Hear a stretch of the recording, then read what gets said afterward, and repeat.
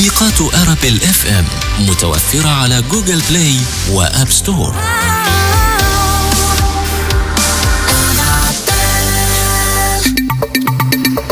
Et on démarre cette deuxième heure du Carrefour de l'information avec, comme chaque mercredi, notre partenaire Café Babel dans Euromag et bien sûr Safouane. Bonjour Safouane. Bonjour Tariq. Alors, notre invité de cette semaine est un homme politique français de 47 ans.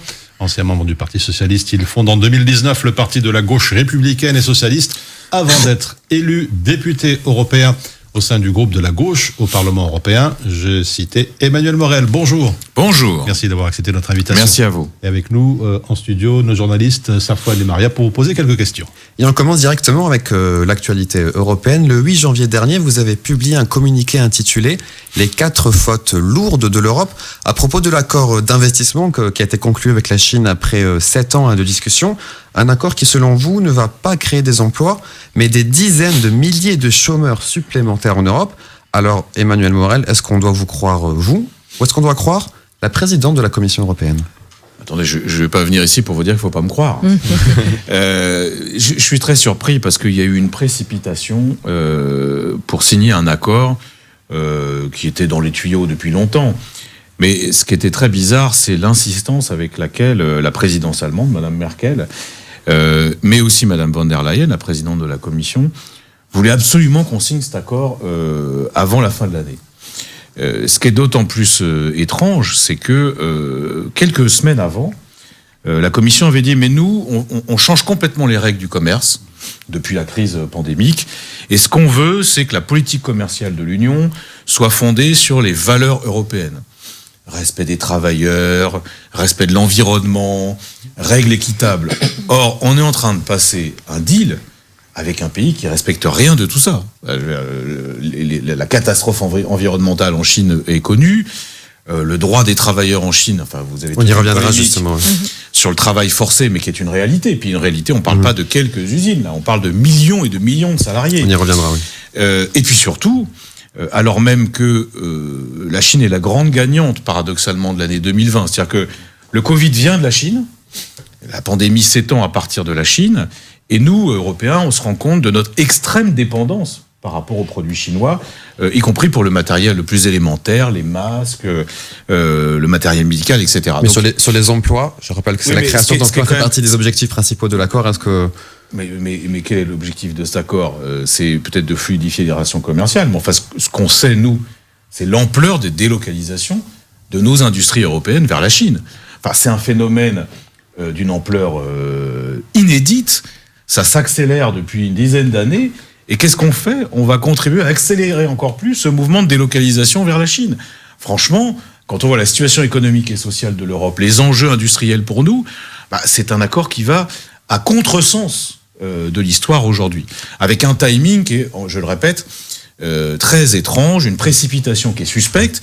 Alors moi, je veux bien qu'il s'agisse de vendre un peu plus de voitures allemandes aux Chinois, mais je pense à tous les autres pays, et notamment le mien, la France, mais ça vaut aussi pour la Belgique, pour l'Italie, pour l'Espagne, où je pense qu'on n'a pas grand-chose à gagner, mais par contre, on a beaucoup à perdre. Et donc, je conteste le bien fondé de cet accord, surtout qu'au même moment, il y a quelques semaines, la Chine a signé avec les pays de l'ASEAN, donc asiatiques, plus certains du Pacifique, l'Australie, la Nouvelle-Zélande, un immense accord de libre-échange, qui concerne 30% de la population mondiale, 30% du PIB mondial.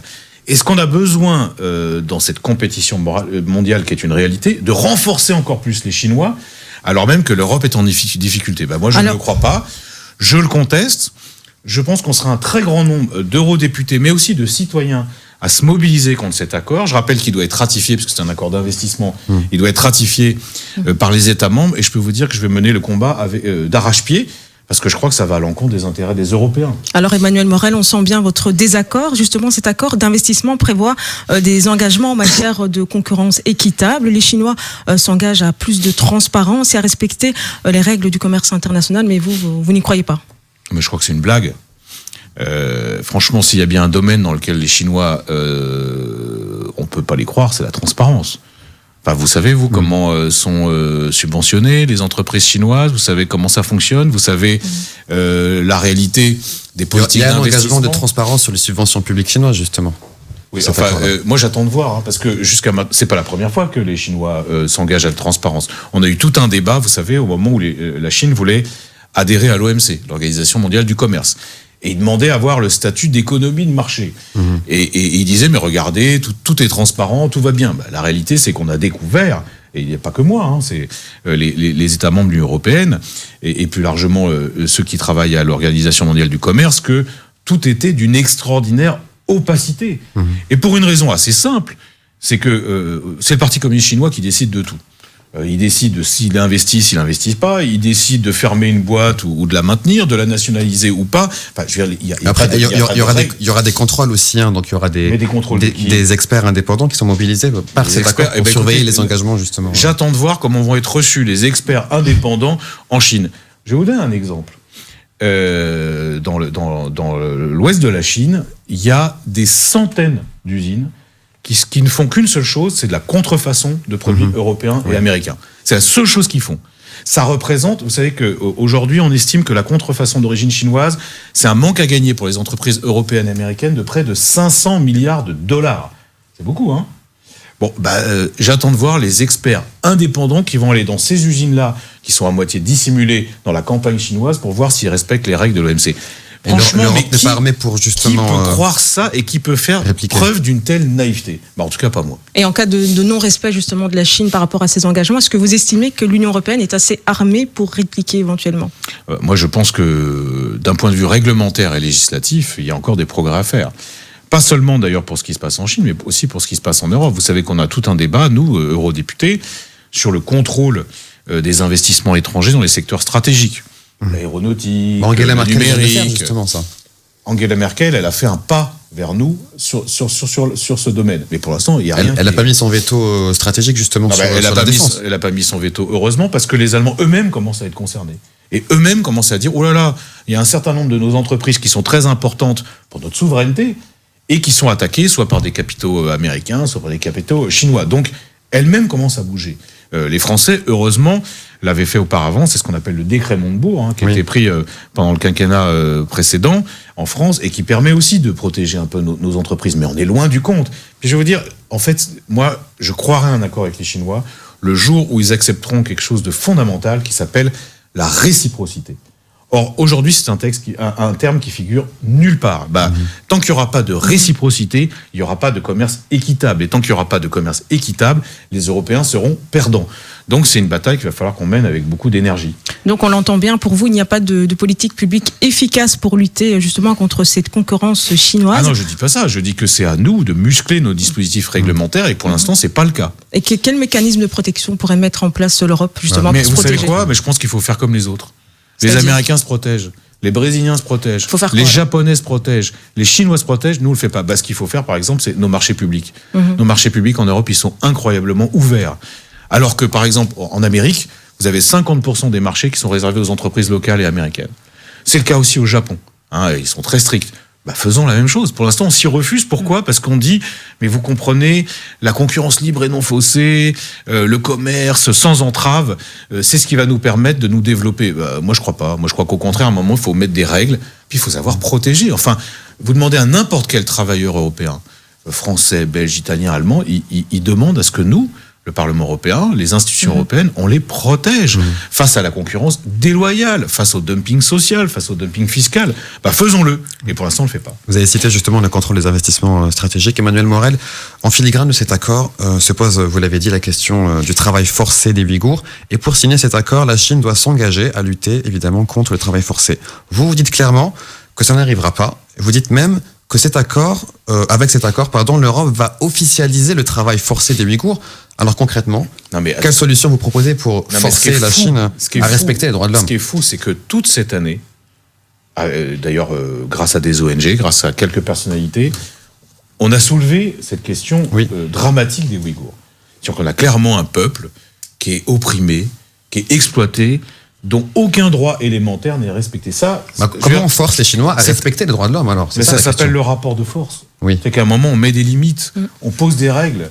Et regardez ce que vient de faire l'Angleterre. L'Angleterre, elle dit, écoutez, nous, on n'accepte aucun produit qui vient de Chine s'il a été fabriqué en l'occurrence par des Vous Ouïghours. voulez faire du Made in Europe, c'est ça, si je comprends De bien. toute façon, ça, le Made in Europe, moi je suis à fond pour, et même pour le Made in France en ce qui me concerne.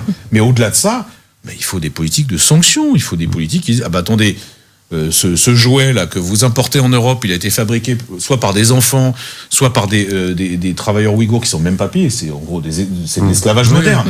On prend pas. Voilà, c'est aussi simple que ça, mais bon, ça demande de la volonté politique et de la détermination. Vous parlez aussi du Made in Europe. Enfin, ça va coûter quand même plus cher dans la plupart des cas. Donc, vous qui prenez la justice sociale, est-ce que vous trouvez ça juste pour les personnes qui sont défavorisées, justement? Non, mais en plus, ça, c'est pas totalement vrai. D'ailleurs, dans la plupart regardez, des cas, ça va coûter plus cher pour les consommateurs. Non, c'est pas totalement vrai. Vous avez une expérimentation qui a été faite notamment pour les jeans. Les jeans, le pantalon. Quand on voit les jeans de certaines marques, je les citerai pas, qui sont fabriqués à la fois au Maghreb, qui passent par le Bangladesh pour être nettoyés, qui reviennent en Europe, qui repartent en Turquie, qui reviennent en France et qui coûtent à la fin une centaine d'euros, si on les fabrique en Europe, dans de bonnes conditions, avec des salariés bien payés, ça coûte pas forcément plus cher, et c'est surtout c'est de meilleure qualité. Donc à un moment, il faut aussi poser la stratégie industrielle de l'Europe. Enfin, on est un continent qui est supposé être prospère, avec des savoir-faire, avec des travailleurs qui sont qualifiés, qui sont formés, et on passe notre temps, au nom du moindre coût, à délocaliser à l'autre bout de la planète. C'est une catastrophe en termes écologiques, et en plus en termes de qualité, c'est moins bon. Enfin, je pourrais donner un exemple sans citer de marque, vous savez, en ce moment, avec le Covid, le confinement, c'est la grande mode des robots cuisine, là. Vous comparez un robot de cuisine qui est fabriqué en Europe, qui sera certes plus cher, et un robot qui est fabriqué en Chine, la qualité, ça n'a rien à voir. Donc, si vous achetez un robot 300 balles, mais qu'il faut le jeter un an après, peut-être qu'à un moment, il faut faire tout le monde n'aura pas forcément accès à ces robots européens. Encore une fois, si c'est... détrompez-vous, parce que, j'ai pris cet exemple, je pourrais prendre un autre exemple, mais regardez ce qui se passe dans le domaine de l'alimentation, c'est intéressant, parce que c'est aussi ce qu'on nous sortait comme argument au Parlement européen il y a quelques années, en disant, oui, mais si on va chercher des fruits et légumes ou de la viande qui viennent par exemple d'Amérique du Sud, c'est parce que ça coûte beaucoup moins cher. On se rend compte en fait que si on réorganise complètement le circuit de la production, avec des circuits courts, avec ce qu'on appelle les restaurants locavores, en fait, de plus en plus on réduit les coûts. Par contre, la qualité est incomparable. Donc c'est toute une stratégie qu'il faut mettre en œuvre, mais pour ça, il faut que des pouvoirs publics qui le veuillent. Or, la réalité, c'est qu'au sein de la Commission européenne, il y a un tel dogmatisme par rapport au libre-échange qu'on ne prend pas les bonnes décisions. Alors, Emmanuel Morel, autre dossier, vous êtes vice-président de la délégation pour les relations avec les pays du Maghreb. Et demain, j'en suis très content. Voilà. Et demain, la Tunisie fêtera symboliquement les 10 ans de sa révolution. Comment ont évolué les relations entre l'Europe et la Tunisie depuis le départ de Ben Ali ? Il y a des relations diplomatiques très étroites. Vous savez que l'Europe investit, alors pas seulement financièrement, mais aussi culturellement, diplomatiquement, politiquement, en Tunisie, comme dans d'autres pays du Maghreb, mais c'est un peu plus compliqué avec l'Algérie, compte tenu du contexte actuel. Et moi, je me suis rendu à plusieurs reprises en Tunisie, je devais y aller. Évidemment, la situation pandémique fait que les déplacements sont plus compliqués, mais 10 ans après la Révolution, vous savez comme moi, la situation est quand même ambivalente. C'est-à-dire à la fois, c'est un peuple qui a gagné sa liberté, avec une société civile qui est hyper mobilisée, avec une jeunesse qui est avide, pas seulement de liberté, mais aussi d'agir dans le monde de l'économie, dans le monde de la politique, et puis des pesanteurs, des complexités qui font qu'on a aujourd'hui une population tunisienne qui aspire quand même à autre chose. Et il y a une forme de désillusion, on va dire, de déception. Et nous, il faut qu'on aide le peuple tunisien.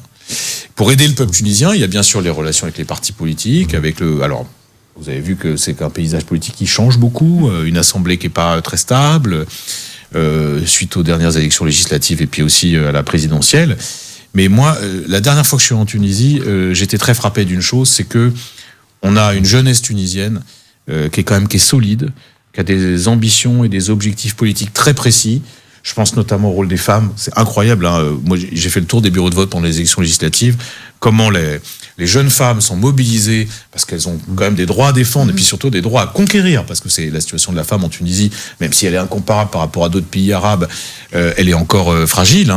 Et moi, j'ai été très frappé et enchanté par cette capacité de mobilisation, cette détermination. Il faut que l'Europe les aide davantage. Ça, c'est sûr. Alors, il y a... Vous parlez d'aider les Tunisiens. Après la révolution, l'Union européenne s'est donné comme objectif d'intensifier ses efforts économiques en Tunisie, notamment à travers sa politique européenne de voisinage. Ouais, c'est très important, la politique de voisinage. Oui, 4 ans plus tard, donc en 2015, l'Union européenne a annoncé des négociations avec la Tunisie pour mettre en place l'ALECA, qui est un accord de libre-échange, qui est censé réduire, entre autres, les droits de douane. Où en est cet accord aujourd'hui, Emmanuel Morel ? Il en est au point mort. Pourquoi ? Parce que on a...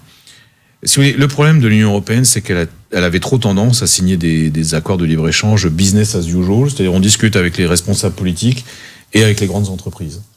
Or là, il y a un os, c'est que, et je trouve que c'est tant mieux, les ONG, les associations, les syndicats, il y a un syndicat très puissant en Tunisie, le GTT, qui lui aussi dit, attendez, nous on veut pas d'un accord de libre-échange classique, de type, comme on en a hélas trop souvent avec des pays africains, où on s'occupe pas du bien-être de la population, mais on ne s'intéresse en réalité qu'aux gros flux de capitaux et aux grosses entreprises. Moi, je trouve ça bien que le peuple tunisien il dit nous on veut pas de ça. Le truc, c'est qu'il faudrait que ça avance, et pour l'instant, c'est un peu au point mort, pour plein de raisons. Ça vient des Européens. Oui, il faut savoir que justement, par rapport à ces raisons, en décembre dernier, donc il y a un think tank qui s'appelle Transnational Institute. Il a publié un rapport sur les conséquences, je cite, dévastatrices qu'aurait cet accord sur l'économie tunisienne. Je cite, aggravation des inégalités, accaparement des terres, évasion fiscale, corruption, fuite des capitaux et voilà, enfin, il y a plein. Il n'y a pas besoin d'un accord avec l'Europe pour qu'il y ait de la fuite des capitaux et de l'évasion fiscale. Ça, c'est quand même quelque chose qui existe.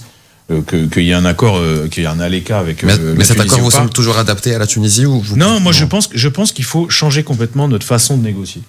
Et il faut associer les gens qui ne le sont pas d'habitude, c'est-à-dire les salariés, les syndicats, les associations, les ONG. Ça vaut pour la Tunisie, ça vaut pour les autres accords. Parce qu'en réalité, l'Union européenne prétend qu'elle a changé sa politique commerciale, mais elle fait toujours pareil. C'est-à-dire, on demande à 10, 20, 30 multinationales quels sont leurs intérêts, et puis après, on en oublie la vie des gens, quoi. Donc, je pense que... Moi, je suis pour qu'il y ait un accord avec la Tunisie. Mais on doit changer radicalement de méthode et associer de façon ultra transparente les parties prenantes, la société civile dont je vous parle, les principaux intéressés, c'est-à-dire les gens. Pour l'instant, on n'y est pas. Mais je désespère pas qu'on y arrive. Ce que je veux vous dire, en tout cas, c'est que la Tunisie est un pays merveilleux. L'Europe y est profondément attachée. Mais en tant que Français, je le suis d'autant plus. Et je pense qu'on doit décupler nos efforts pour aider économiquement la Tunisie, parce que c'est un pays qui a accédé à la liberté, à la démocratie, ça c'est incontestable. Alors on peut dire qu'il y a des imperfections, mais moi j'ai été observateur européen pour le déroulement des élections législatives, je peux vous dire que c'était un scrutin quasiment sans problème. En revanche, il y a une crise économique, il y a une crise sociale, et que ça crée de la désespérance. Ça crée de la frustration, ça crée de la tristesse. Et nous, justement, comme la Tunisie est un des rares pôles aujourd'hui de stabilité dans cette région, il faut l'encourager à fond. Justement. D'autant plus que ils ont quand même d'un côté la frontière libyenne avec les problèmes qu'on connaît, donc ils sont confrontés à des problèmes terribles de sécurité, de migration, de crise sociale. Moi je serais pour qu'on mette beaucoup plus d'argent, même si on a accordé une aide macro-financière. Justement, à ce propos, plusieurs représentants de la société civile ont fait part aux négociateurs de l'importance d'être consultés dans ce processus de négociation. Quelles sont les garanties pour que l'accord respecte les principes d'asymétrie et de progressivité que demande la société civile? C'est ce que vous demandez aussi. Moi, c'est ce que je demande. Donc, asymétrique, évidemment, parce qu'on négocie pas avec la Tunisie, l'Union européenne, comme on va négocier avec les États-Unis. Le poids économique est totalement disproportionné. Progressif, parce que, je vous donne un exemple.